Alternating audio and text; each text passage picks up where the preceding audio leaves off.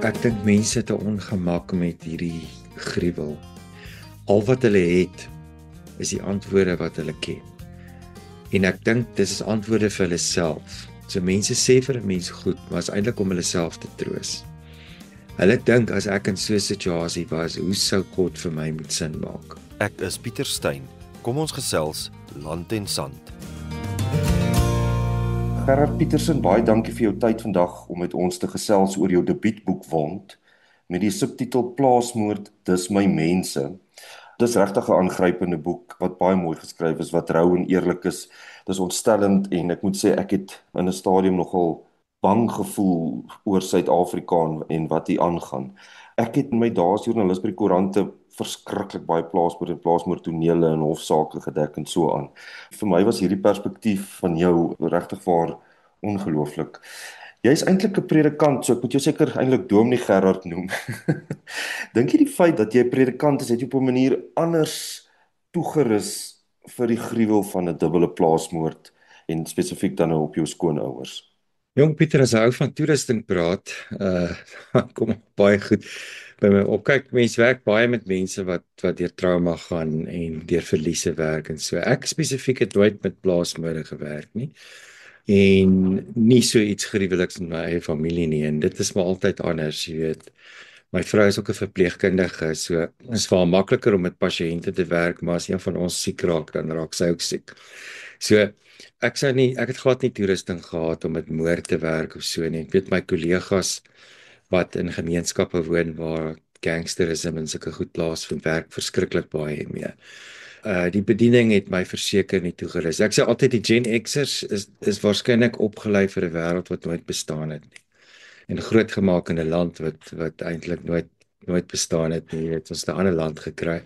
As predikant het ek wel kennis gehad van trauma en ja, die moeilike vraagstukke van die lewe is hoekom laat God leiding toe? Ek dink daarmee werk almal van ons een of ander stadium kom daai vrae na mense toe. Maar die gruwel van so 'n moord het ek nie mee gewerk nie. Hoe het jy en jou vrou ontmoet? Jy noem maar in die boek liefde. Ja, ag nee, kyk, ek het maar in die boek die mense naby en my se name net ander name gegee, maar byname wat ons in die huis het en so. Dit is eintlik 'n mooi storie, die naam Ama. In die 1970s, 74 het sy swanger geraak met haar. Sy was 'n jong meisie, hulle het op die treine getravel tussen die Parel en Kaapstad en sy het 'n ouetjie ontmoet. En daai tyd was dit 'n groot skande om 'n kind buite die huwelik te kry. So sy toe as gevolg daarvan is sy toe gestuur Kaapstad toe om by 'n huis te gaan. Daai tyd was nog 'n huis vir ongehuwde moeders, daai term, jy weet. En toe sy toe nou die babatjie het en sy het 'n werk gekry daar in Kaapstad, het sy net bo in Kloofstraat het sy gebly. So hulle het elke dag deur die tuine gestap met die pram, maar sy het toe die babatjie Amor genoem. Het nou 'n liefde, weet, en so het eintlik 'n mooi storie en geen kerk in die Kaap wou die babatjie doop nie of inseën nie, maar daar was toe 'n gemeente in Simondium wat toe ingestem het om die baba te doop, en so die naam liefde eintlik 'n besonderse. So oral waar mense in die boek lees saam met die sleg, saam met die gruwel, loop liefde saam met mens. Ja, dis 'n persoon, maar in 'n sekere sin ook net 'n herinnering dat liefde kry nooit eind nie. Dis ook daar. Die titel van die boek Wond, dit kom duidelik nou as mens die boek lees, maar as jy so kortliks kan verduidelik waar die titel vandaan kom. Ja, ons het dit eintlik van my vrou môre afgekom. Sy het eendag 'n droom gehad, net toe ons in die proses was om 'n nissteen te kry. Wat moet ons nou op die nissteen skrywe en so aan. So een daarvan ons sal weer nooit vergeet nie. Maar die teksvers wat ons gekies het was Psalm 147 vers 3 wat sê hy genees die gebrokenes van hart en verbind hulle wonde. So daar's twee wonde ter sprake daar. Die een is 'n fisiese wond wat iemand toegedien is en die ander een is die wond wat nie sigbaar is nie, wat onder die vel lê, en dit vat 'n langer tyd. En so omdat sy verpleegkundige ook is, die struktuur van die boek is gebou rondom die fases waardeur 'n wond genees. So ek wou aanvanklike handleiding skryf vir trauma, mense wat deur trauma van geweld gaan, maar ek dink hierdie het vir my 'n lekker struktuur gegee in die boek om mee te werk en die storie binne in daai struktuur te doen.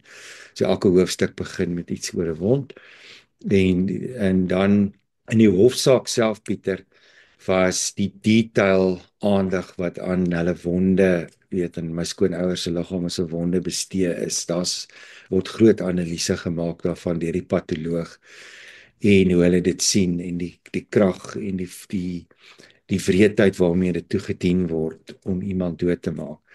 Daai wonde wat daar plaasgevind, so die hele natuurlik my eie verwonding, nê.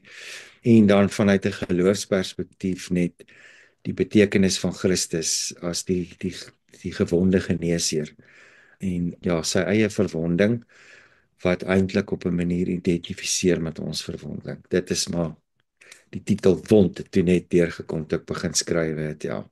Dit het eintlik maar 'n organiese uitvloei gehad.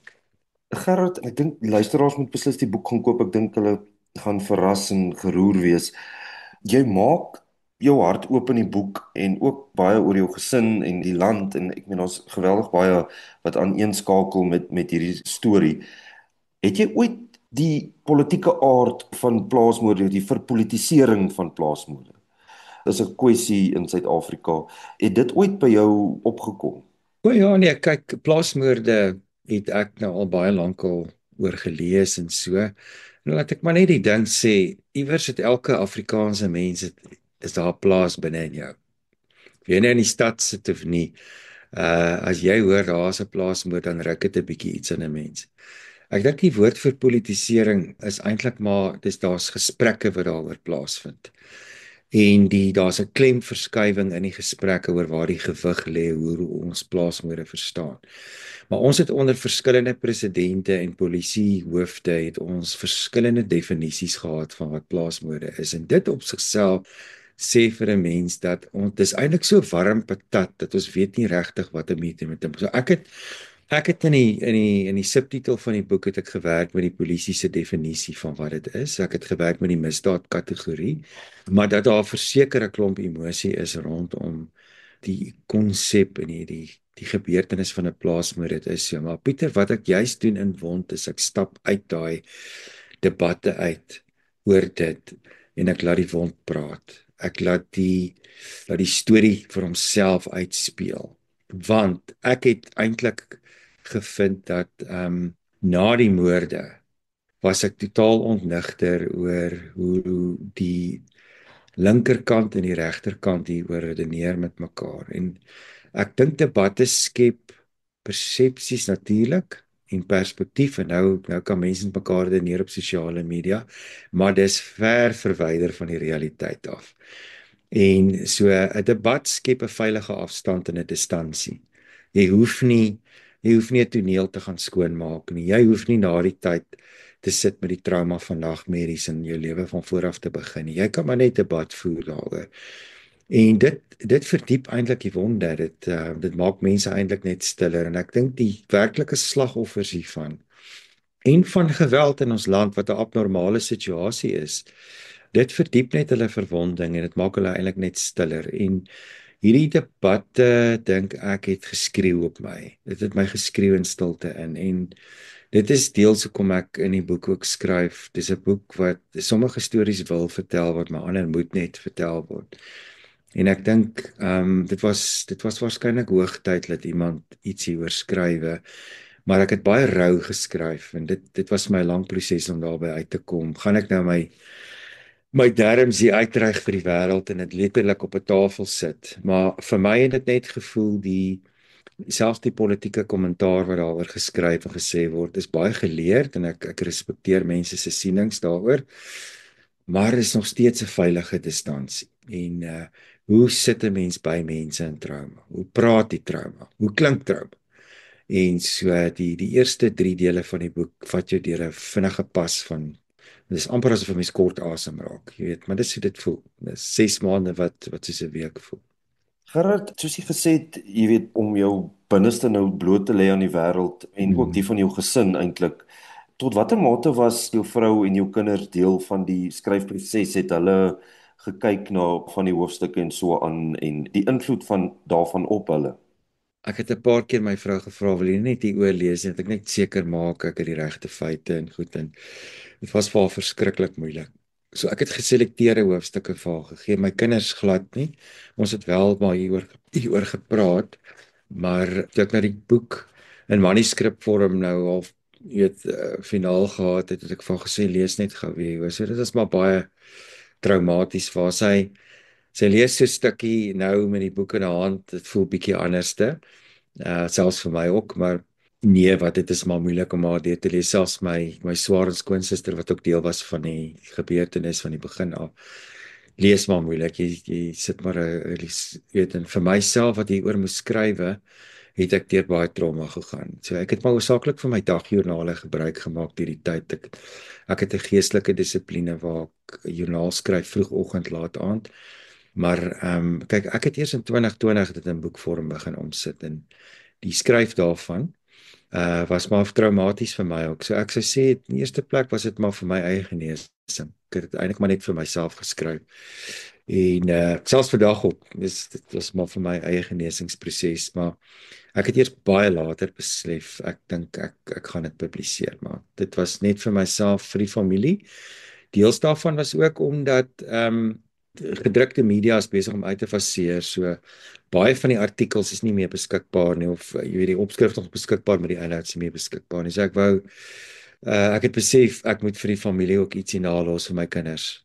En dit was eers net vir myself toe vir hulle en nou vir die groter wêreld. Johan, vertel ons van jou skoonpa Tewie. Wat 'n tipe mens was hy, Tewie Human? Kyk, hy was al die jare 'n lorry drywer, maar hy het op die plaas groot geword daar by Bonnievale en Stolgamsvleis is hy nou, as die mense daar praat, né? So sy name is interessant, Matthewes van Blommestein iemand. En ek dink dit was die buurman se naam gewees wat sy pa hom gegee het. Sy ouers was bywoners, soos dit daai tyd nou genoem word op die plaas. Hulle is arm groot geword, maar in daai gemeenskap was baie naby aan mekaar, jy weet. So ek het al die ooms en tannies en niggies en neefies maar so ontmoet hierdie jare wat by die huis kom kuier. So hy was in sy hart was hy maar 'n boerseun. Hy het gereeld die boere gaan help stroop. So hulle het op 'n klein nuwe later gekoop hier in die vroeë 90's buite Grootbrak. Daai tyd was nog buite, maar nou deesdae is al so naby mekaar. So hulle het toe nou daar gebly. So hy het maar altyd sy skape gehad en sy hoenderboerdery en goed. Hy het maar altyd lief gewees met die grond ook. So hy was 'n trotse iemand. Saterdag aand het hy die hele familie gebel want hy gehoor hoe gaan dit met almal, dan kry ons almal 'n verslag as hy nou klaar is. Maar hy was soos hy is, jy weet, hy het 'n graaf genoem. Hy is baie geliefd in die gemeenskap. Almal het op 'n manier maar aanklank gevind by oom Tewie. Ryk en arm het op 'n manier met hulle gekonnekteer in die Afrikaanse gemeenskappe. Jy weet, ons maar baie klasse smaak in ons Afrika, maar ek het ryk mense daar sien kuier en arme mense, jy weet. Hy het net 'n manier gehad. Hy het net nie 'n saak met jou wat se klas jy is nie. Hy is wat sy is. En daarmee saam my skoonmaak. Sy was nou nie so ekstroverties en uitbundig soos hy nie, maar sy was maar soos sy was. So mens leer hulle so ietsie van hulle ken daar in die boek. En sy het ook maar ongekunstelde mens gewees. So toe ek onthou my vrou was baie bekommerd toe ek na die eerste keer ons het in Bloemfontein ontmoet en toe gaan ons nou vir die eerste keer vir hulle kuier en sy was baie bekommerd oor wat ek nou van haar ouers gaan dink en so, maar ek onthou 'n maat met pantoffels uitgeklim, ons het met die bus daar gearriveer. Ek het net hierdie tannie met die pantoffels haar sien afstap met 'n sigaret in die hand, haar kind gedruk van die liefde en op pad huis toe, jy weet, het sy begin stry met haar ouma in die kar te besef ek nee, wat hierdie ouens het nie 'n saak met my titel en my status nie. Hulle het natuurlik altyd respekteer, maar ek kon maar die toga by die deur los met hulle, ek kon net mens wees. Dit is waar wie hulle was, ja. Dit is interessant van jou skoonma ook. Daar's 'n staaltjie in die boek waar sy redelik uitvaar teenoor Simon Cowell. Ek dink sy het regtig gesin gehad vir mense op die rand van die samelewing. En waar alles ou Simon Cowell na die ouens so afkraak daar op Idols, Jesus, dat dat sy daar opgevlieg, weet sigaret in die hand. En ja, so ek dink al die goed wat ons maar beleef het as Afrikaanse gemeenskap het ek maar daar gesien en net gewone mense en baie storievertellers, nê. Kyk, skoonpa was 'n storieverteller by excellence, maar dis die wêreld waaruit hy kom. Daai ooms, hulle kon 'n storie vertel. So ek dink dis waar my liefde vir stories op eintlik maar geskaaf is. Ja, en hy het 'n wonderlike brei gehad en jy skryf dit ook so lekker as hy brei en die grappies wat hy maak, maar hy was ook twee keer amper oorlede. Daar was 'n rooftog toe hy trokbestuurder was en sy eie vragmotor se remme wat in een stadium nie gewerk het nie. Ja, nee, ek onthou nog dit was so in die laat 90's en ek dink is maar deel van die rede hoekom hy ophou werk het ook vir Ottonet is die vragmotorbestuurders was al hoe meer onder druk. Jy weet, vandag is dit nou baie meer algemeen, maar dit het gevaarlik geraak. So daar was 'n episode waar hulle hom probeer kaap het en om die trok gejaag het. Ek weet nie hoe hy daar uitgekom nie, maar ja, hy was nie 'n kerkou nie. En dit is ook 'n ander ding wat ek net oor weet, evangelisasie handboeke is hulle as kerklos mense beskrywe. So hy het as daar 'n krisis was, dan wil hy bid. En so albei daai gevalle het hy vir my gesê nou bid daaroor. Net vir die Here dankie sê dat hy nog leef. Maar ja, daai krisis was maar daar so. Ek dink weet so die wond gaan nie net ook oor hierdie spesifieke plaasmoord nie, dit gaan ook my deurstap as predikant deur 'n landskap van geweld. Daar's ander mense ook wat ek beskryf. En ek dink sy belewenis op daai tyd met die trok en die poging tot kaping van sy lewe het nogal 'n ingrypende impak op hom gehad, ja. Kom ons gesels oor wat gebeur het. Ek weet dis baie gruisam en wreed en waarskynlik vir jou baie moeilik om oor te praat. Maar wat het gebeur daai dag van wat hulle vermoor is op die Kleinhoewe? Jong, hulle het kyk die ou wat vir hulle gewerk het was 'n fantastiese werker. Hy het so 2015 met hulle begin en die moorde het plaasgevind in 2016. En hy het dit baie goed beplan en ek dink die koerant het hom nou verwys as die mastermind of die meesterbrein. En ek dink nie mense het met 'n liggewig misdadiger te doen gehad nie. Ek dink dis baie goed beplan gewees. Hy het uit Lesotho uitgekom vir so 'n jaar vir hulle gewerk voordat die moorde gepleeg is. So ja, so uit die oggend vroeg 5:30 het hy sy makkers gekontak. Daar was 2 ouens wat hy gekontak het, maar net die een het toe besluit om saam met hom die moorde te pleeg. Maar ek vermoed ons het in die hofsaak so 'n bietjie daaraan geraak, maar nie in diepte daarin gegaan nie, maar ek vermoed die derde ou het geweet daarvan. En dat hulle dit vooraf bespreek het dat hy dit graag sou wou doen. Maar hy het baie lank gevat voordat hy hulle regtig in katrol het. Maar hy het hulle goed uitgekies en ek kon in die hof sien hoekom ook. So hy het so 5:30 die oggend het hy gebel het hulle begin om te beweeg na die Kleinhoewe toe uit Wolwedans woonarea uit. Hy daar so 'n huis gehad wat hy by sy oom geërf het. Sy oom het my skoonpa geken en ek dink dis hoe hulle by mekaar uitgekom het. So my skoonpa het altyd die oomkliniek toe gevat vir sy medikasie en so. Dit is maar die mens wat hy was. En so, toe het hy nou begin werk daar en hy het hy en sy makker toe vroegoggend opgestap. Dit was wintertyd, so dit was donker.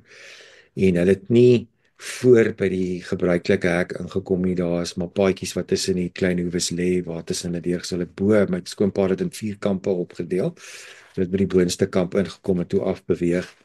En toe het hulle hom vroegoggend al uitgelok, garage toe. So die motorhuis is buite kan die huis.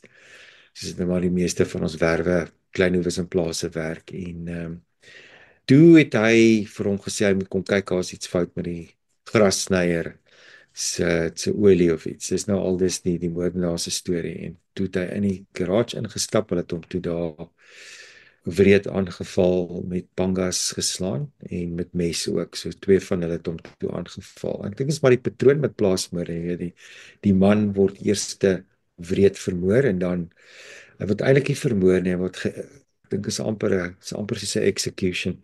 En toe hulle daarna na die huis toe waar hulle my skoonma omtrent. As ek nou kyk na die tyd, moes dit omtrent 1 uur en 'n half gewees het by met haar in die huis. Hulle het haar gedwing om geld oor te plaas na 'n Lesotho bankrekening toe.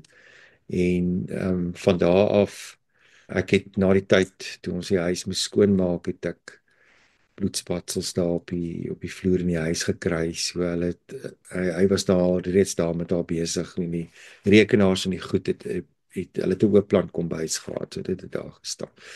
En toe het hy haar daarna in die huis in die slaapkamer te laat daar vermoor. Ja, so sy was op die bed gekry gewees. En jou skoonouers is eers 'n paar dae na die voorval, jy weet, gekry deur bure wat kom kyk het vir die honde of die honde wou kos gee en toe die honde gesien het. Ja, so die hulle sou gebraai het saam met vriende die Saterdag aand en ja, so die mense het maar daar aangekom. Ag kyk, daarso werk dit nou so as jy mense goed ken, dan gaan gee hulle jou diere kos, perde en donkies, plekke skaap en gooi die mense kos daar oor die drade en so die vriende het sommer kos vir die hoenders ook gevat. En hulle sou die aand gebraai het en toe die eerste Vrydag aand daar was, te sien hulle maar daar was niemand nie. Alles is mooi skoon, die erf is skoon gemaak en netjies. So deel van Lekoro se plan was juis om nie aandag te trek nie. Vir alles mense op die erf sou kom.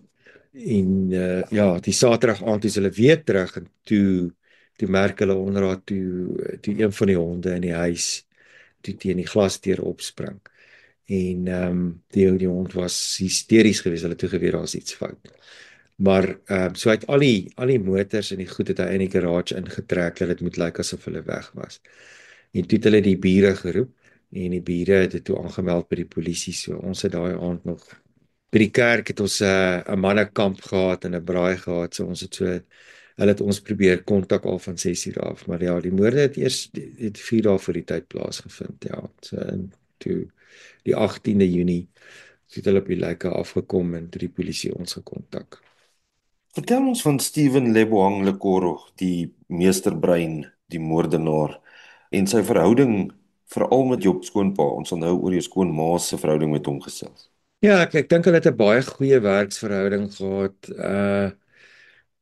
Meeste mense met wie ek in Grootbrak gepraat het 'n goeie dink aanvanklik van Steven gehad, maar mettertyd het mense begin onrustig raak oor hom. Hy het uitsprake begin maak by kliënte en waar hulle nou gewerk het by die aflaat waar hulle riool afgelaai het.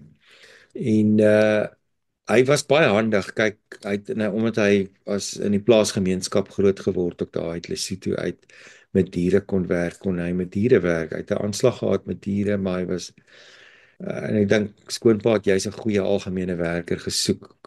Maar soos wat baie boere maak as jy ouens aanstel, jy vra nie eintlik waar hulle vandaan kom en doen navorsing oor die ouens se herkoms nie. Hulle vertrou maar mense in goeie trou. As jy bietjie Afrikaans kan praat, jy kan lekker werk, dan sit nou sommer 'n ou wat ons aanstel.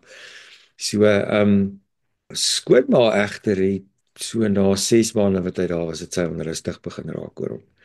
En sy het net gesê maar sy sien elke keer as hulle gesels oor geld sake en dan staan hy bietjie nader in die huis. En dan begin hy te werk rondom die huis en so en hulle het hom toegelaat as werker ook om in die huis sy kos warm te maak. So kyk, my skoonma het nie teruggehou nie, sy het 'n bord kos gekook. So Steven het elke middag het hy sy kos kon warm maak daar in die huis en so, maar sy het toe onrustig begin raak oor die manier waarop hy rondkyk as hy in die huis instap en vir haar kyk. En ek het met vroue later ook gepraat in die gemeenskap wat ons 'n bietjie met hom te maak gehad het, maar almal het hierdie aanvoeling gehad, iets is nie reg rondom hom nie. En ja, ek het nou later toe die polisie vir my skoonma se rekenaar bring. Kyk, hy het van die goed wat hy geroof het hy by hom gehou. Hy het dit nooit verkoop in die 4 jaar wat dit by hom was. Een daarvan was haar rekenaar en my skoonpa se selfoon. So die dag toe hulle hom arresteer was al daai goed by hom. Maar jy kry altyd maar 'n kykie. Ou se foto's vertel 'n storie van waarna jy kyk en ek dink mense het hier te maak met 'n baie wrede persoon. En so van die goed wat ek op die rekenaar gekry het, sal ek nou nie in detail ingaan nie, maar daar's definitief 'n issue met vrouens. As ek nou vir iemand dit sou gee om te sê, alright, gaan doen 'n bietjie navorsing oor die persoon se profiel en karakterskets. Jy weet, van die foto's wat ek gesien het, was wreedhede teenoor vroue. En wit en swart, daar's nie etnisiteit daar nie, maar 'n obsessie met wreedheid wat aan mense gedoen is. So dit het op die rekenaar het dit sulke loops gehad. Jy kon sien hy gaan deur periodes van waar dit snaaks genoeg die laaste maand voor sy arrestasie het van daai wrede foto's ook nogal. En jy kan ons die datum sien. Is ook op hierdie. So ek dink daai aanvoeling wat sy gehad het was net weet ons noem dit 'n voorgevoel of vroulike intuïsie. En goed, ek sal nooit weer as mense aanvoelinge toe dat ding dit net afskryf nie. Ek sal stil staan by intuïsie. Ek dink dis iets wat die boek na vore bring. En dit kyk nie net vanuit 'n wetenskaplike en rasionele manier na bewyse nie. Ons kyk juis na daai goed.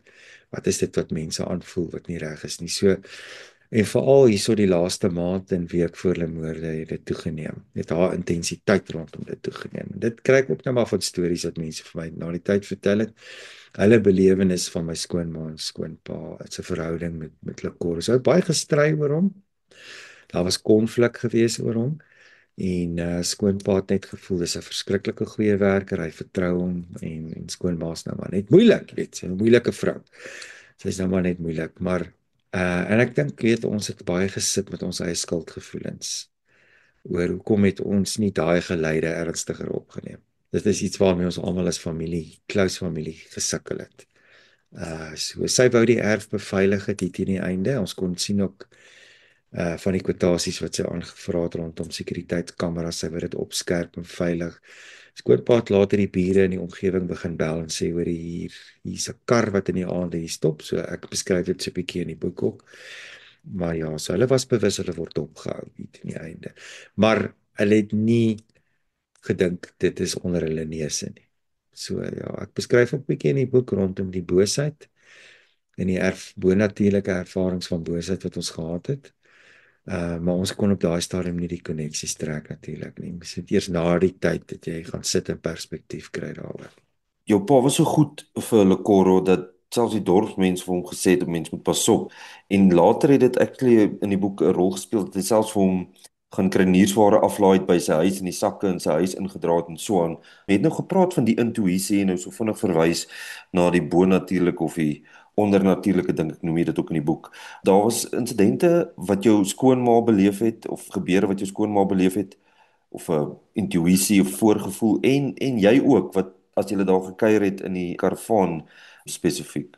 Kyk, nadat ek uit die bediening uit weg is vir 9 jaar het ek nou Afrika 'n bietjie deurkruis, Wes-Afrika, Oos-Afrika, Suidelike en Noord-Afrika. En ek weet dit is nie iets wat ons in ons westerse denkraamwerk meer noodwendig werk nie. Ons wil rasioneel oor goed kyk en ons wil veral as jy deel is van 'n moordsaak, jy kyk net na dit wat jy kan bewys.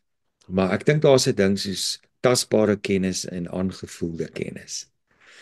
En daai aangevoelde kennis is iets wat in Afrika baie sterker aangeleer word en funksioneer is in 'n westerse samelewing. So die rol wat toordery speel in kan jy maar amper sê die onderskeidingsvermoë van mense om groot besluite te neem en om voorvaders te raadpleeg.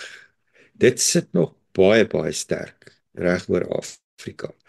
En my kollegas in die swart gemeenskap is baie bewus daarvan. Ek het dit in die Houtbaai gemeenskap ook maar beleef waar ek gewerk het.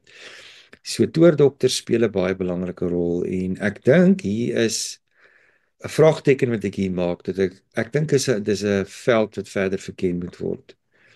Maar die rol wat toordokters byvoorbeeld kan speel en soms speel met die voorbereiding van 'n misdaad wat gepleeg gaan word. En Stephen Lekoro is in daai opsig tradisioneel Basotho. En vir hom was Muti en die wegsteek en begrawe van Muti was van belangrik hoe hy dit voorberei. So na die tyd het ons nou 'n klomp goedjies gesien, goedjies wat hy gedoen het of geskryf het. Daar's 'n hoofstuk wat ek beskryf oor die bankie by die voordeur. Hy het daarop geskryf I love you Mr. Human in rooi op 'n wit bankie. Nou na die tyd toe die goed gebeur en die ervarings wat ek spesifiek gehad het so 6 maande voor die tyd ons gekuier het daar. Dis nou die karavaan waarna hy verwys het. het nogal baie daarmee te doen gehad. So die ervaring, 'n hoendervleis ervaring, maar selfs na die tyd, jy weet hoe ek en my swaar en my skoonsister het eendag ek net besluit, ek dink ons moet gaan bid by die huis. Want daar het maar allerlei goed gebeur ook daar. Ouens wat vir ons aanvanklik die huis opgepas het gesê hulle hoor geluide en goed in die garage en toe het ek maar besluit, ek dink dis tyd dat ons gaan bid daar, maar ons het op verskeie plekke rondom die huis het ons hoendervleis ervarings gehad wat ek nou baie meer breedvoerig beskryf in die boek. En party plekke is dit erger as ander plekke en ek het met baie mense gepraat voor en na die tyd daaroor wat spesifiek hiermee werk en hulle het net vir my gesê, luister, dit is maar die bose wat daar is. Dit is deel van misdaad en die wreedheid daarvan waarmee dit gepaard gaan ook. Maar daarmee wil ek nou net graag sê ook, jy weet, mense kan maklik in 'n hof staan en dan gee hulle die duiwel die skuld vir alles en dis nie wat ek sê hier nie.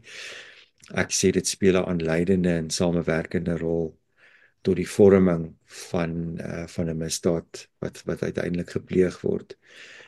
Die skuld en die verantwoordelikheid lê nog steeds by die persoon wat dit doen op die einde van die dag en hulle weet presies wat hulle doen. Hulle is ten volle bewus, hier was geen dwelms of iets betrokke in hierdie proses nie. Dit was 'n fyn uitgewerkte misdaad wat tot op die been toe uitgewerk is en dit was wreed. En daai wreedheid is waaroor ek skryf. Ja, mense moet beslis die boek lees en ek kan eintlik nie meer met jou saamstem dat dit meer ondersoek moet word, die tradisionele geneesers en toordokter. Pas op 'n hele paar tonele waar die moordenaars eers 'n toordokter gaan besoek het. Wanneer mense so 'n tyding kry, wat gebeur met jou en met jou vrou, want jy moes op die volgende oggend preek en alles bymekaar? Ja, Pieter, is 'n verskriklike skok. Jy weet, dit bly nog steeds 'n skok as iemand jou gaan bel en sê, hoorie, jou geliefde is oorlede en dit was 'n motorongeluk. Dit is vir almal 'n skok. So ek dink die gedagte van 'n moord lê vir my tog op 'n ander vlak. Veral die wreedheid daarvan en die klomp vrae rondom dit lê vir my bietjie op 'n ander vlak. So nee jong, ek moes ook daai volgende oggend moes ek preek en jy weet, ek het glad nie geslaap daai nag nie. Ek dink vir die volgende week het ek nie geslaap. En ons as gemeente ons het nie regtig, ons was jongerig, so daar was nie genuine verliese in die gemeente en mense wat oorlede is of siek raak of so nie. So hierdie ding was vir almal 'n skok. Ek onthou ek was ontsettend kalm die oggend toe ek self gepreek het. Voor die tyd was ek nie kalm nie. Mense kan nou maar 'n bietjie in die boek lees waar dit ou gaan daai tyd, maar ja, en my vrou is stikkend in die grond en stikkend. Die kinders vlug in die kamers in. Hulle weet nie wat om te doen nie. Weet ons seun was nog klein gewees en dis net hierdie angs wat skielik daar lê. En jy deel dit met mense en almal is geskok en verslae. Ek weet die een ouetjie wat die deel eerste gehoor het, want ons moes sê, ek het vroeër gesê ons het die mannekamp gehad by die kerk. Ek moes toe terug gaan kerk toe vir die mense sê nadat ons die tyding by die huis gekry het dat ons sou 'n deernag gehad het. Ek gaan nou nie verder hieroor praat nie. En ja, die ouetjie wat die deur oopgemaak het en dit gehoor het self verjaar daai aand. So hy sê vir my nou nog, jy weet, as dit sy verjaardag is, dan is dit baie keer die eerste ding is waarna hy dink. En dit is die rykwyte hiervan. Dat 'n mens sit met daai onmiddellike trauma, maar trauma gaan nooit regtig uit jou stelsel uit nie. Dit sit maar altyd onder die vel en dis wat die wond doen. Dis daai wond onder die vel waarvan ek praat en van waar uit ek die storie vertel. Maar dit was vir maande daar nog. Ek dink daai eerste 6 maande het verbygevlieg soos 'n week. Dit was net ontsettend tens. En dis wat 'n moord anders maak, want daar's nou moordondersoek en daar's gesprekke met joernaliste en almal wat met jou praat en dan skielik na die begrafnis dan is dit doodstil. En dan is daar net die moordondersoek wat plaasvind. Dan is daar maar die gewone goed. Eksekuteurswerk en testamente en al daai goed wat jy moet doen en niemand het krag daarvoor nie. En jy moet terug gaan werk toe. Jy moet weer die normaliteit van die lewe face en dit is baie moeilik nou. Daarso dink ek weet ek het in die boek het ook maar beskryf, maar omdat dit so verskriklik is vir mense, weet hulle nie eintlik wat om met jou ongemak te maak nie. En as dit nou 'n gemeente is wie se dominee hierdeur gaan, dan hulle het nog minder 'n klou. Ek het nie eens 'n klou gehad hoe werk ek daarmee? Hoe praat ek met mense daarin? Maar ek het maar by 'n punt gekom wat ek besef het ek kan nie aanhou preek nie. Dit is ek gaan en ek het die besluit geneem nadat ek reeds 'n bietjie Sabbat verskaf is deur die kerk. Hulle het vir my toestemming gegee om vir 'n rukkie af te vat. Hulle was baie ondersteunend daai eerste 2 maande. Maar ek het besef na die Sabbatstyd verby was ook mense raak ook pas stil, wil nie heeltyd met jou praat daaroor nie. En ek wil ook nie heeltyd mense ontstel nie, want dit is ontstellend vir mense.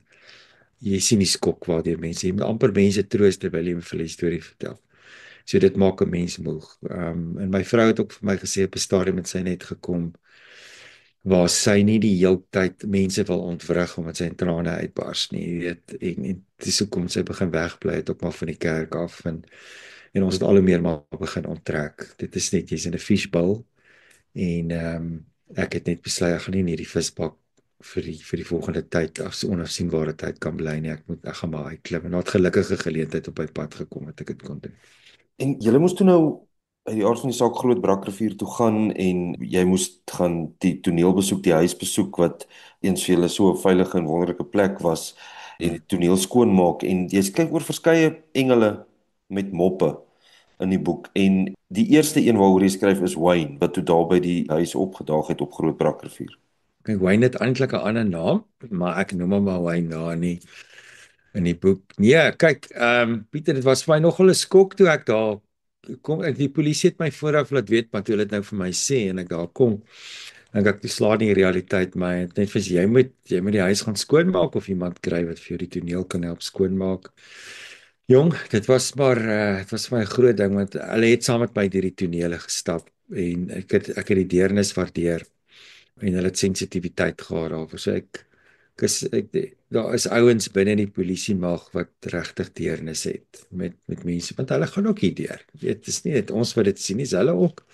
Hulle is ook geraak met trauma. En uit die bloute uit toe ou Wayne toe nou op my pad gekom. Man, want hy was 'n engel. So kyk, as predikant moet ek ook vir jou sê ek het deur 'n ontsettende geloofskrisis gegaan. My geloof het aan skerwe gelê en dit bespreek ek ook in die boek. En daar het soms sulke verrassende goed gebeur waar ek totaal magteloos was en skielik net kom hierdie mense op 'n mens se pad. So ek noem hulle engele wat net skielik iets doen en ek dink dit het my ook iets geleer om saam met mense te reis as hulle in trauma sit. Baie mense vra wat doen ons nou? Wat kan ons nou doen vir mense? Maar hierdie ouens is sulke praktiese mense en ek dink om hierdie boek oor die wond gaan, hulle rol as skoonmakers speel ook 'n rol in die skoonwas van daai wond wat so septies is en aaklig is om na te kyk en te voel. En dis hoekom hulle so 'n belangrike rol in my lewe gespeel het. Nou ou Wayne ken ek nou vandag. Jong is 'n groot geharde ou, maar as jy nou wil oorlog toe gaan, is dit die heel eerste ou wat ek saamvat en sommer heel voorin stuur. No nonsense guy, geen nonsens. Hy het hom daar opgekom en dadelik beheer gevat van die toneel en goed en dis presies wat ek toe nodig gehad het. Iemand wat vir my 'n bietjie kon rou want my hele lewe is aan chaos. Ek weet nie wanneer is dit nou moet ek nou sertifikate gaan kry en goed. My vrou het nie krag om op te staan nie. So sulke mense wat onverwags inkom in jou lewe. Ek was nou die dag op 'n plaas daar in die Karoo en die boer vat my so deur 'n droë veld en hy wys toe vir my wit klippe, kwartsklippe. En hy sê hierdie klippe sien moet jy weet dis water hier naby. So dit was 'n woestyntyd vir ons waar ons was, maar daar was plek sulke wit klippe wat bietjie wys na waar daar water is, waar daar lewe is en hierdie mense was sulke wit klippe op die pad gewees, ja. Die keersy van die munt is ook mense se reaksie. Ek wil gou hier net aanhaal van wat jy geskryf het, wat iemand vir jou gesê het. God se weë is nie ons weë nie. Julle moet vergewe en aangaan. Ek kan jou wet, daar was engele die oomblik toe hulle gesterf het. Ek kan jou dit wet. En dan moet ons ook bid vir julle ouers se siele waar daar sonde was in hulle lewens, dat hulle ook skoon gewas sal word. En dan sy vrou wat instemmend knik en ja Here, amen sê. Mense se reaksies, daar's verskeie reaksies, daar's natuurlik die gemeenskap wat ook daardeur geraak word, maar hierdie tipe reaksie van die Here se wil, jy het nou gesê jou geloof het ook gewankel in 'n stadium. Ja, kyk, ek dink mense het 'n ongemak met hierdie gruwel en al wat hulle het is die antwoorde wat hulle ken. En ek dink dis is antwoorde vir hulle self. So mense sê vir 'n mens goed, maar is eintlik om hulle self te troos. Hulle dink as ek in so 'n situasie was, hoe sou God vir my moet sin maak?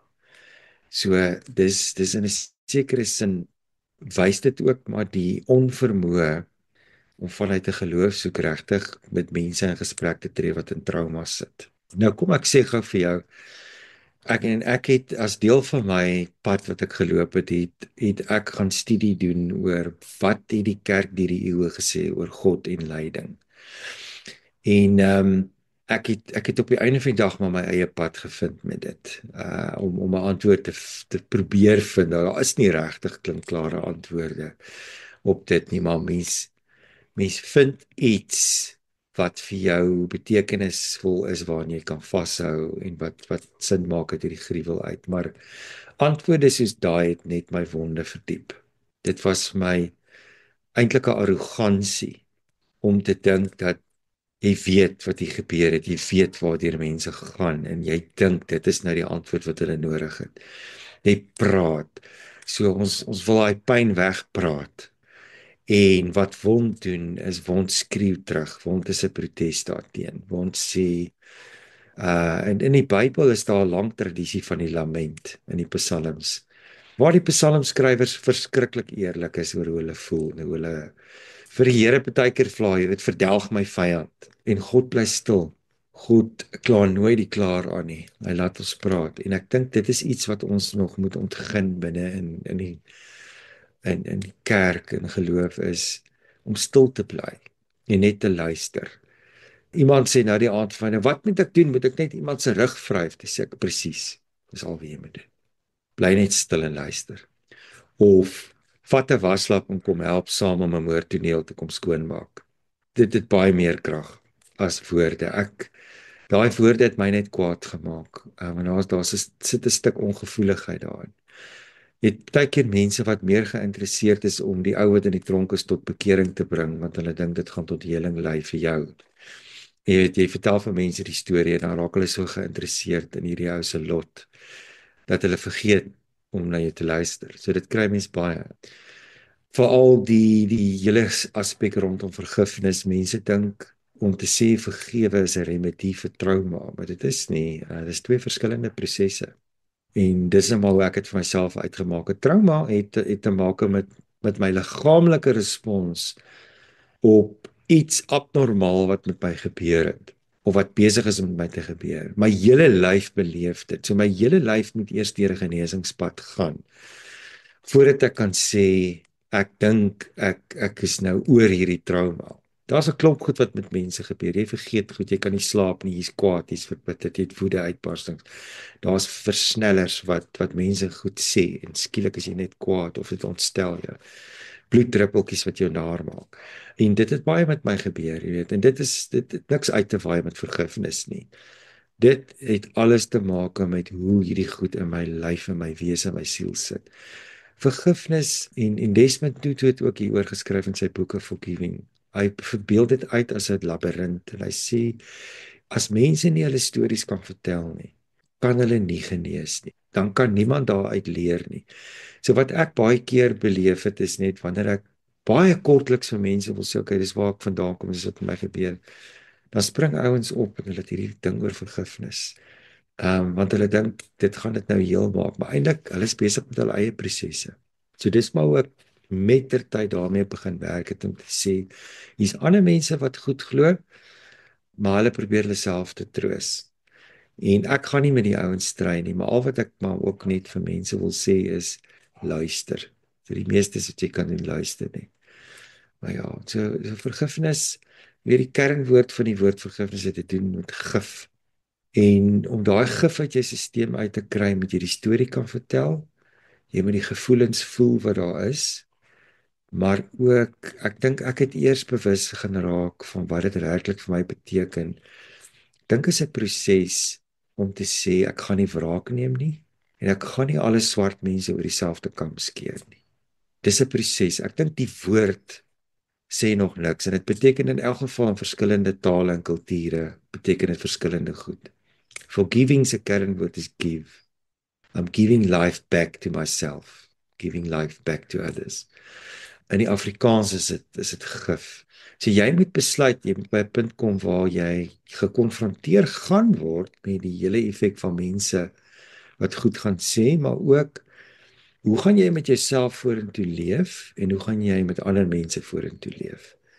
En daai proses gebeur in 'n oogwink wanneer jy in die ongemak sit teenoor sê net maar 'n swart persoon wat geen empatie het of geen begrip het vir waar dit is of 'n plaasmoorde nie. Nadat ek uit bediening uit weg is, het ek grootliks met swart gemeenskappe gewerk uit die aard van my werk as sendingdirekteur. Ek het met jong mense gewerk wat polities aggressief was teenoor Afrikaners en ons verlede en wat aanmatigende kwetsende goed vir my gesê het. En in daai oomblik word jy gekonfronteer met die gif wat binne in jou sit. Wat maak ons daarmee? Wat maak ons met woede? So ek het as 'n man ook, en ek skryf nie net as predikant nie, maar as 'n man weet ek het groot geword in 'n kultuur wat woede omarm, maar nie hartseer nie.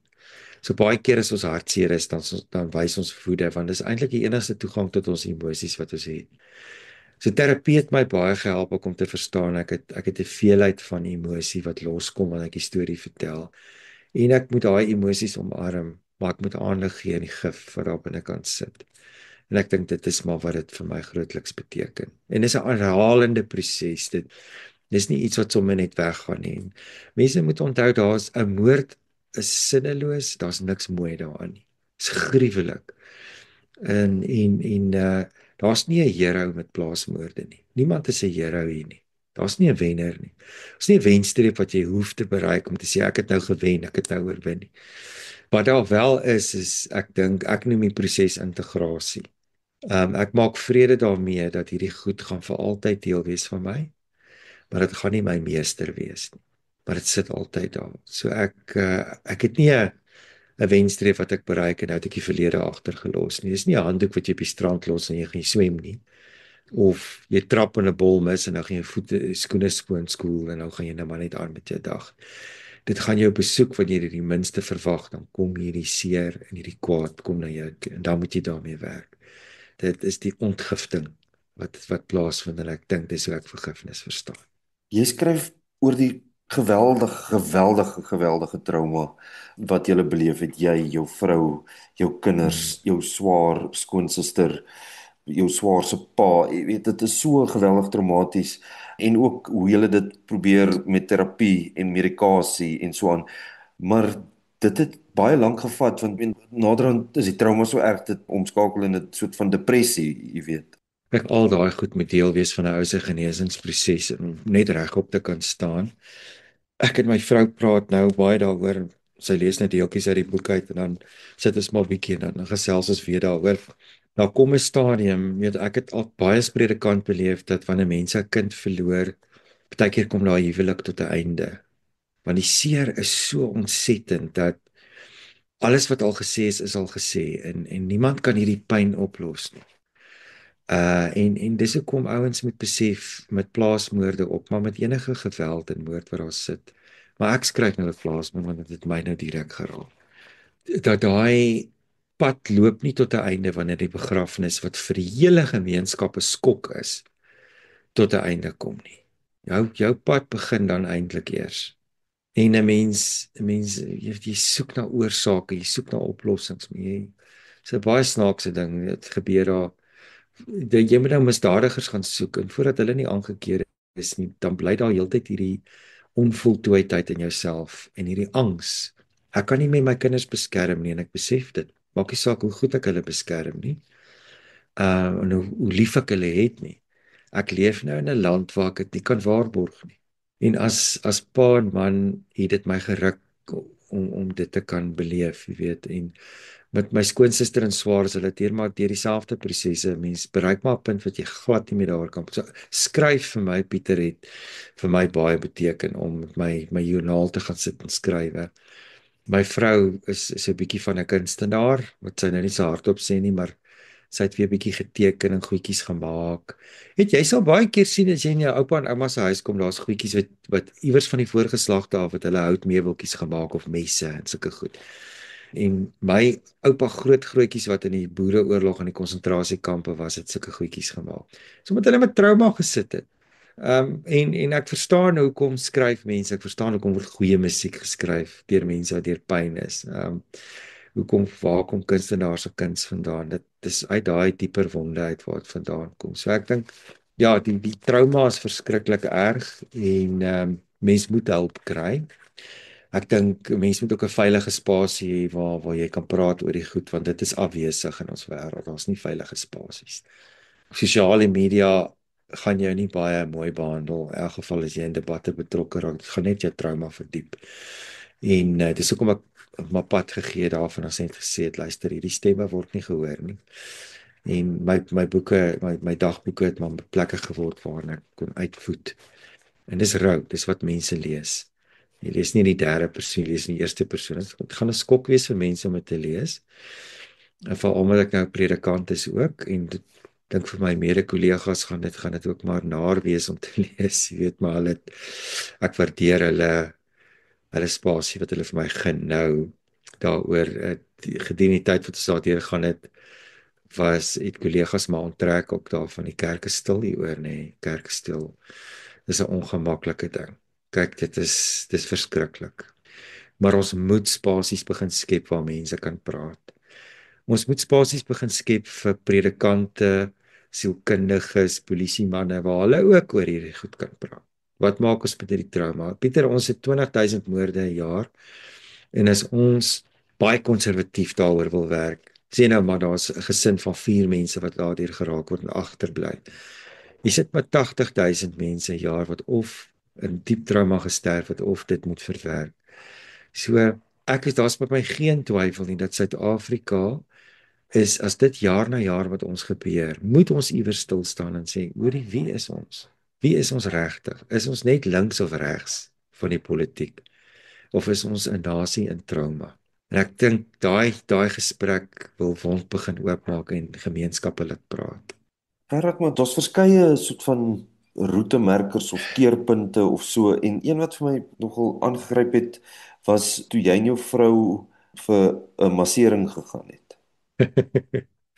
Ja, dis daai goed wat ons gepraat het oor mense wat nie praat nie, maar jou help met goed doen, hè. Nou, ons het 'n baie barmhartige Samaritaan daar in Houtbaai se kerk gehad wat ag man, sy kan niks vir ons doen nie, maar sy kan pyne probeer uitvry van die spasmas probeer ontknoop. So sy het self 'n seun verloor. Toe ek net in die gemeente aangekom het ek met haar daai pad gestap. So maar sy het my 'n boek gewys wat ek toe gelees het daarna wat vir my ontsettend baie beteken het.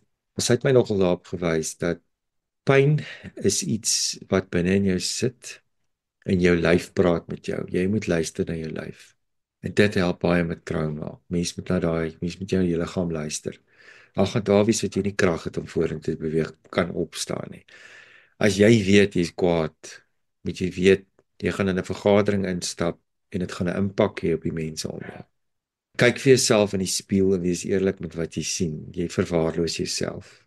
Jy eet ongesond. Ek het so gerook, pakkie sigarette 'n dag gerook. Dit was nie goed vir my gewees. Party dae het ons te veel gedrink. Ek beskryf ook in die boek, jy weet, dat jy sit met hierdie pyn. Maar sy het vir my gesê, the body keeps the score. Jou liggaam hou die tellbord. Jy kan vir almal daar buitekant lieg, maar jy kan nie vir jouself lieg. Leer om na jou liggaam te luister. En ek dink daai stuk eerlikheid het my baie gehelp. Jy kry seker eerlike mense op jou pad. Ek het 'n paar ateïs vriende ook met wie ek gaan sit en praat het, want die kerk is nie veilige spasie nie, nee. Maar hierdie ouens het baie keer vir my net gesê, man, hou op voorgee. Kom ek sê vir jou hoe dit is. En dan help hulle my om eerlik te wees, weet. En ek dink daai ouens het my baie gehelp. Ons is 'n eerlike mense, maar lief genoeg om 'n mens vas te hou as jy deur sulke seer en trauma gaan. Hulle is die mense wat luister. Behalwe nou die trauma en so aan wat jy breedvoerig oor skryf en aangrypend oorskryf, is daar ook ander realiteite, soos die polisie se eintlik baie swak hantering van die saak op 'n manier in terme van opvolg en julle wat leidrade bankstate vir hulle vat. Jy het naderhand selfs met een van die ooms van Lekoko gepraat en so aan. Vertel ons net so 'n bietjie daarvan. Ja, kom ek sê vir jou ek dink na die tyd die leerproses wat ek net hiermee deurgemaak het, is dit die moorddossier se bewyse was uiteindelik sterk genoeg om iemand skuldig te bevind en weg te bêre. En ek dink daar was goeie werk gedoen rondom dit. Dit was genoegsaam. Vir 'n familie is dit natuurlik oor het julle dit gekyk, julle daarna gekyk. So ons wil so vinnig as moontlik hierdie ding afgehandel hè. Laat ek nou maar net eers dit sê, om in 'n speurder se kantoor in te stap en jy sien hierdie stapels geel dossiere wat op sy tafel lê van moordsake en verkrachtings en misdaad. Dis 'n skok, want daar's net nie genoeg hande in die polisie om hierdie goed te hanteer. Nou praat ek net van Grootbrak se streek se goed wat hy sien. So ek het in 'n sekere mate groot begrip vir wat ek gesien het. Selfs aan die magistraathof te sit en jy sien die lers wat daar deurgaan en ons dink is hierdie veilige omgewing waar ons gaan vakansie hou by die see en daar's soveel goed wat rondom dit gebeur. So ons ou lertjie was maar dik lywige lertjie was deel van daai stapels lers gewees. Daar is baie eerlike mense binne die polisie mag wat regtig nie sal rus voordat jou persoonlike moordsaak opgelos is nie. Jy weet, een van die polisiemanne het byvoorbeeld my skoonma is 'n hondjie aangeneem is hy het vir my gesê ek gaan nie rus. Nee, elke keer as ek na hierdie hond kyk, weet ek hulle is nie gevang. Die speurders wat ons gebel het na die tyd om te sê hy's nou gearresteer, was vir hulle belangrik. So ek waardeer dit. Maar ek het ook 'n kant gekry van daar's mense daar binne wat 'n familie sal uitbuit vir beloning geld. Die informante wat werk met die storie. Jy moet besef hier's 'n hele netwerk van mense wat ook finansiëel baat vind by die oplossing van toneel, van 'n moordtoneel en hulle hou hulle kaarte baie styf teen hulle borskaste vas. Ek beskryf in die boek byvoorbeeld my ervaring van die een en die persepsie wat daar is oor jou as familie wat daar deurgaan, hulle het 'n saak met jou eie trauma, goed wat jy gaan. So daar's daai twee kante in die polisie wat daar is en dan net natuurlik die stadige pas waarteen dit gebeur maak 'n mens van jou kop af. Daar is mense wat omdraai en sê luister, ek wil niks met die saak verder hê nie. Ek stap nou aan met my lewe. Ek is nie so bedraad nie. Ek wil weet, ek wil dit afhandel. So die geregtigheidsproses was vir my baie belangrik en die manier hoe advokate ook met 'n ou werk is baie belangrik, maar ek moet sê dis mense van integriteit, maar daar's hierdie ander kant ook wat ek net wakker geword het in 'n nagmerrie en vir my is predikant wat maar altyd wil glo daar's goed in alle mense, was hierdie vir my 'n ontnigtering. Dit is eintlik traumaties. Jy sit in die hof en die moordenaar sit so armlengte van jou af. Dan leer jy jouself ken in daai oomblik. Jy weet, en die hof is 'n samevoeging van goedheid en boosheid wat daar loop.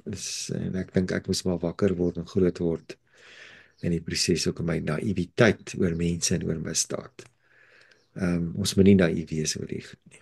Ek wil jou nou juist vra om oorkant iemand soos Steven te sit in die hof. Jy het vir hom gekyk, daar was 'n vrou wat jy ondersteun het wat nie vir hom kon kyk nie, wat te emosioneel geraak het, wat moes getuig. En ook haar getuienis oor Kiel de Boer en Kiel de Farmer was my baie interessant. Ja, kyk, ek was baie versigtig om hieroor te praat. Ek dink omdat dit so tweesydig swaard is in Suid-Afrika en omdat dit baie moeilik is om te bewys dat dit kan regtig met 'n misdaadtoneel verbind word. So wat jy het is die verhale van mense, se ervarings en wat hulle beleef het saam met hom. En so sy was een van die getuies, maar daar was ook kliënte, daar was ook medewerkers van ander maatskappye wat saam met Steven beweeg. So daar was 'n geval gewees, byvoorbeeld by die rioolaflaat waar hy kwaad was. Die mense het hom gespot oor die rooi berei wat hy dra En toe het hulle vir hom gevra, jy weet, is jy dan nou Malema se man? En hy het baie kwaad geraak oor die opmerking en toe het hy gesê, het Malema, die EFF gaan kom vir julle. Hy gaan julle boere nog almal necklace of nie necklace, hy gaan al julle kele kom afsny. Hy het toe die vinger oor die keel getrek. En sy het spesifiek Jackie, ek kan nou nie haar van onthou, ek is Jantjies of Kamfer. Maar sy het toe getuig in die hof oor die rooi berei wat hy gedra het en die uitspraak wat hy gemaak het. Ek het nog notas gevat in die hof daarvan, maar lank voor dit het een van die medewerkers wat ook 'n trokbestuur was, het vir my dieselfde voorval vertel.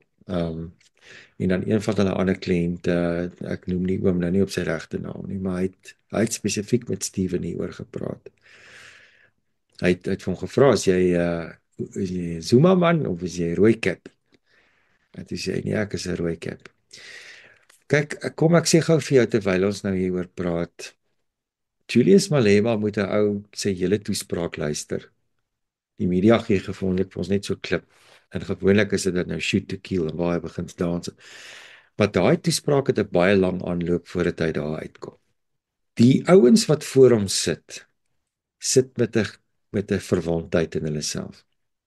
En net soos wat ek rondloop met gif in my stelsel hieroor, is daar jong mans en groot mans. Maar die meeste van hierdie moorde word gepleeg deur jong mans tussen 18 en 26. Dit moet ons altyd onthou. As 'n rede daarvoor. Hulle sit met 'n stuk verwonding in hulle self oor die verlede. Hulle sit met verhale oor blanke mense wat aan hulle vertel is. Baie van hulle het ook nie regtig kontak gehad om met 'n boer of 'n wit mens oor 'n tafel te sit nie. Baie van hulle seer gemaak ook deur wit mense. Julius Malema verstaan daai verwondheid baie goed. Daar sit veral 'n paawond binne in ons gemeenskappe waar geweld so plaasvind. Daar sit die verwonding van armoede en geweld as baie keer is die enigste oplossing vir die desperaatheid waarin ons sit. Ek wil my verstout om te sê, ek dink Julius weet baie goed hoe diep hierdie verwonding lê. En daai uitspraak praat binne in hierdie verwondinge. En hy ontlont dit nie, hy los mense daarmee. Shoot to kill the poor, kill the farmer. As dit in iemand se gestel en iemand se ore kom in 'n kollektiewe stadion waar daar 20, 30, 60,000 mense teenwoordig is. Ek weet hoe voel ek as ek op 'n rugby stadion sit en ons sing die volkslied en die stem en Nkosi Sikelel Afrika, hoe dit my meevat. Ek is 'n predikant in 'n erediens. Ek weet wat daai kollektiewe gesing aan my hart doen. Dan moet dit aan mense se harte begin vat as jy die lied hoor. Nou kom ek sê ook vir jou, baie swart mense met wie ek gesels, en ek het baie oorkruis werk wat ek doen en gedoen het, weet die lied is verkeerd. Hulle sê dit ook, dis verkeerd. Hulle weet die konteks waarin ons nou is, en want hulle sê vir my, Julius sing nie en skree nie in die verlede tyd nie. Dis 'n lied wat in die teenwoordige tyd gesing. Hoekom? Ek dink die Menseregte Kommissie het 'n reuse flater begaan.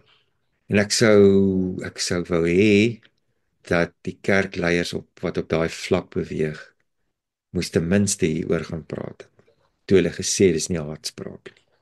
Ek het in Rwanda beweeg, ek het in die Kongo beweeg waar geweld baie erg is. En veral as jy die Rwanda stories besoek.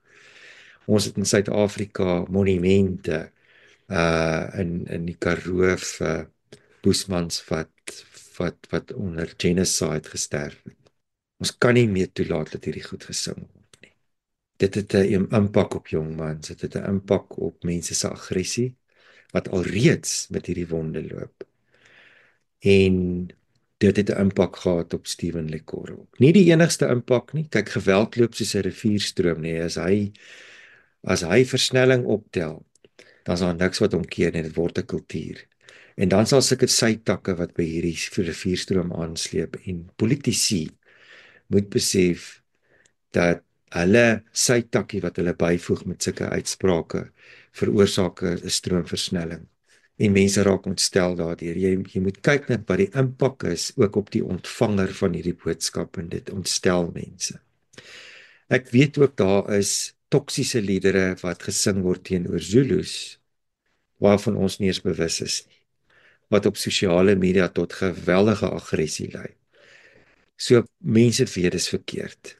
Maar die ontkenning daarvan op die groot internasionale forums waar ons president beweeg deur homself dat dit so erg is en ek dink sy ontkenning dra by tot 'n dieper verwonding ook in gemeenskappe. Dit kan nie meer langer ontken word nie. Ons sê dit nou al hoe lank. Hoe lank moet ons dit nou nog sê? Ons het maniere gevind hoe ons dit wil sy stap en ons het maniere gevind om onsself te verdoof daarteen. En nou moet ons ook maar vir mekaar sê ons kultuur raak te gewoond aan hierdie geweld. Dis hoe abnormaal Suid-Afrika geraak het. Jy sit op jou rusbank en jy kyk 'n wrede fliek op Netflix en jy eet popcorn. Dit raak jou nie meer nie. En dis hoekom die wond praat. Die wond is 'n protes teen stil bly. Die wond praat vanuit, kan ek dit nou maar sê, vanuit die bloed van slagoffers. Dit roep, dit skreeu. En in my geval was die kookpot te lank, ek het hom te lank laat oorkook. Maar nou na 10 jaar nou praat ek. Die uiteinde van die hofsaak, die vonnisoplegging en so aan, wat was die impak daarvan op julle trauma, op julle pad wat julle gestap het oor die 4-5 jaar? Man, ek is deel van die bevoorregtes in ons land om te kan sê ons is deel van 32% mense wat se moordsake opgelos is. Nee, dit speel 'n baie groot rol om te kan aangaan, Pieter. Ek dink dit maak elke advokaat en speurder verskriklik bly as hulle weer suksesvol afgaan. Want jy kan dit sien die verligting op mense se gesig. Ons sê dankie daarvoor. Dis 'n berg van jou skouers af. Want dis die hele tyd hierdie onafgehandelde goed waarmee jy rondloop vir 4 jaar. Daar's advokate wat vir my kom sê het, julle was gelukkig dat dit binne 3-4 jaar afgehandel. So ek dink daai geregtigheidsproses is baie belangrik vir ons het nou gepraat oor vergifnis. So boonbehalwe om stories te vertel en om jou gevoelens te kan artikuleer en te sê dis wat ek voel, is die geregtigheidsproses vir my die derde pilaar waarop genesing kan staan. En dis baie belangrik vir ons. So dit het vir my net gevoel ek kan nou 'n bietjie aangaan. Daar's natuurlik nog goed wat ek graag sou wou gehad het opgevolg word. Want ek dink daar's meer mense hierby betrokke wat byvoorbeeld die bankrekeninge het waar moordgeld ontvang word, sulke goed. Daar was foto's wat ook in die hof gedeel is wat dit lyk na 'n jong bende, syndikaat wat opereer vanuit Lesotho, wat gewapend is, wat geld roof. En daai foto's was op die rekenaar gevind. Van my skoonma en so, maar ek het besluit ek gaan nou hier stop. Ek gaan nou hierso stop. Want dit obsedeer 'n mens. Maar dit waar ek gestop het. Ek dink net die straf wat toegedien word 25 jaar en dit loop samelopend met elke moord wat gepleeg word. Ek dink ek het vra daaroor of dit regtig effektief is. Ek dink ons moet weer kyk daarna. Ek verstaan dat Suid-Afrika het 'n verlede uitgekom waar ons gesit het met politieke moorde, maar ek dink nie jy kan hierdie moorde oor dieselfde kam skeer nie. Ek dink hier is iets anders aan die werk nou al vir baie lank. En ons sal weer moet kyk na, is dit regtig effektief om 25 jaar vir dit te gee? Jy weet, ons nou die dag 'n vrou wat 'n aanval oorleef het, sy het by baie plekke opgetree en die misdadigers is toe, daar was die moontlikheid van parol. En hulle het nog nie hulle 25 jaar uitgedien nie. Sy het deur geweldige trauma gegaan. So ek dink mense moet ook besef as iemand parol toegestaan word, die impak daarvan op families is enorm. Jy gaan deur 'n klomp goed, jy voel onveilig en broos in die proses. So ek persoonlik dink daar moet weer gekyk word. Nou, is dit regtig effektief? Hoe voel jy na hierdie verskriklike ding en tydperk in julle lewe. Hoe voel jy oor Suid-Afrika? Jy het nou gesê mense dink jy hou lekker vakansie in Grootbrak, maar eintlik lê daar stapels en stapels misdaad dossiere. Ja, ek is ontsaglik lief vir hierdie land. Ek is ontsaglik lief vir die mense. Ek wil nie hê mense moet hier weggaan nie, maar ek verstaan ook hoekom hulle weggaan. Kyk, Maslow was 'n bekende sielkundige en sosioloog. Hy het gesê die heel eerste ding wat in 'n samelewing moet gebeur is mense moet kan veilig voel, hulle moet 'n dak oor hulle kop hê, hulle moet kos hê om te eet. En ek slaap nie rustig om te weet 20,000 mense 'n jaar word vermoor nie. Daai heel eerste deel van Maslow se teorie is nog te sterk by ons. Die situasie sal moet verander. En hierso praat ek sekerlik namens al die gemeenskappe in Suid-Afrika, maar dit is vir my verskriklik om te weet dat as ek deur Afrika gereis het en voel ek veiliger in Zambië of selfs plekke in die Kongo en Mosambiek as wat ek hier voel. Daar statistieke wat vir Suid-Afrikaners vra, hoe voel jy daaroor om in die aand te gaan loop? En 'n mens moet maar gaan kyk na daai statistieke. Wat is dit wat mense regtig voel? Die toekoms van Suid-Afrika om by uit te kom, as ons nie hieraan gaan aandag gee nie, daadwerklik gaan aandag gee van voedselvlak of oor geweld nie. En die siklus van geweld probeer ontwrig met hoop nie. En ek dink die kerk probeer baie hard om op hierdie stadium genesing te bring in gemeenskappe. My eie kerk waarvan ek deel is, maar ons het ook 'n ongemak om oor die goed te praat en oor veilige spasies te skep. Ek het eendag 'n predikant ontmoet wat hier in die Kaapse vlakte is, wat toe ek die tweede hofsaak toe teruggery het, ons koffie gaan drink. Toe sê hy vir my, my broer, ek dank die Here nog dat ek elke dag nog kwaad kan wees. Elke keer as ek 'n gangkind begrawe wat self 'n gangster was of deur gangsterisme geraak is, dan s'ek kwaad. En as ek nie meer kwaad is nie, gaan ek loop, want dan het ek my afgestomp van waardeur mense gaan. So ek dink ek het 'n heilige woede in my oor die konteks waarin ons is. Ek kan ook rondom my sien mense is in 'n proses van herbou. Daar's energie wat loskom midde in ons verwonding. En ek dink ons moet dit lig gee. Enige inisiatief van herbouing van gemeenskappe, heropbou, wys ook vir ons. Jy weet, daai eiendom vir my skoonouers byvoorbeeld, dit maak my bly om te kan sien as ek daar verbyry dat mense is besig om weer nuwe goed te doen daar op die Kleinhoewe en so aan. Dit skep tog die proses vir hoop. So ek wil nie so bekommerd wees oor die misdaad dat dit my hoop om te kan herbou kan steel nie. Ons gaan saam moet bou, maar ook ek dink daar's nog by baie Afrikaners 'n skaamte so groot oor die verlede dat ons self te skaam is om te sê kom ons herbou ook onsself. Wat goed is vir onsself. Jy weet jy het xenofobie wat 'n vrees is vir die ander of 'n haat is vir die ander en dan jy oikofobie wat 'n haat is vir jouself, vir jou eie huis waar jy kom. En miskien moet ons net eerliker bietjie raak oor ons eie genesingsprosesse waarmee ons self sit. En vir 'n slag bietjie stil staan daarby en hou kwaad wees vir mense wat wil probeer herbou.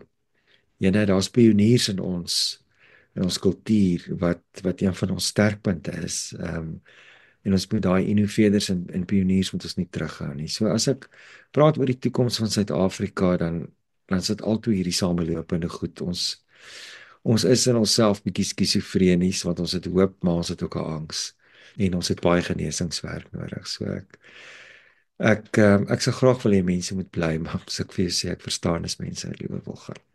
Hoe gaan dit vandag met jou en jou gesin? Ag ek dink as ek so kyk na die goed wat my vrou deesdae doen, dis wel altyd vir my 'n goeie teken oor waar sy is.